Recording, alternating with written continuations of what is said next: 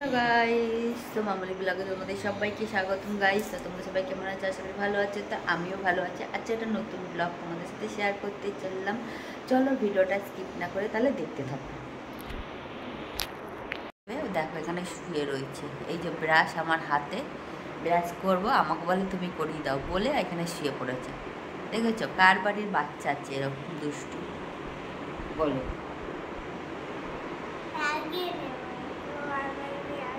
ওটো ওটো ওটো, brush করবো, ওটো ওটো।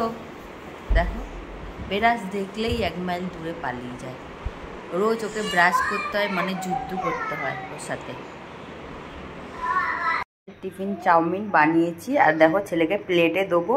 ও এখন প্লেটে খাবে না, কিসে খাবে তুমি? ও বাটিতে খাবে, ও বড় বাটিতে খাবে। বাটিতে কেউ চাউমিন খায় বলো তো? কি জ্বালাচ্ছে সকাল থেকে উঠে আমাকে আজকে, বলার মতন না। চাউমিন তো বাটিতে কেউ চাউমিন খায় আগে বলো তো, কমেন্ট করে জানাও তো। একদম কি বাটি বলতে কোন বাটি? সে বড় বড় গামলা বাটি, ওই বাটিতে চাউমিন খাবে। সকাল থেকে কি জ্বালাচ্ছে আজকের আমাকে। কাচবো, চলো কেচে নিই। দেখো ঠাকুরতে আসলাম, এখন ভাত হয়ে গেছে, ভাতটা উড়িয়ে দেবো। চলো ওইদিকে ডাল বসিয়ে, তো এদিকে ডাল দেখো এখন এতগুলো বাসন মাজবো। তরকারি করেছিলাম, মানে খাওয়া তো নয়, মনে শাস্তি। তুলতে পারিনি, কি বলবো, কাজের ব্যস্ততার সকাল থেকে শুধু বাসনই মেজে যায়, বাসনই মেজে যায়। বাসন মাজবো, এখনো রয়েছে গ্যাসের উপরে। বাসন মাজবো, গ্যাস মুছবো, পুরো এখান থেকে এত পুরো এখন বাসন মাজবো।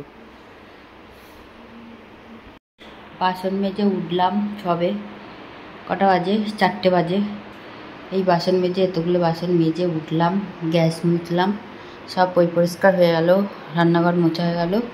তো চলো, তো আজকে সারাদিনে যা করলাম, যতটা পেরেছি ততটাই তোমাদের সাথে শেয়ার করলাম।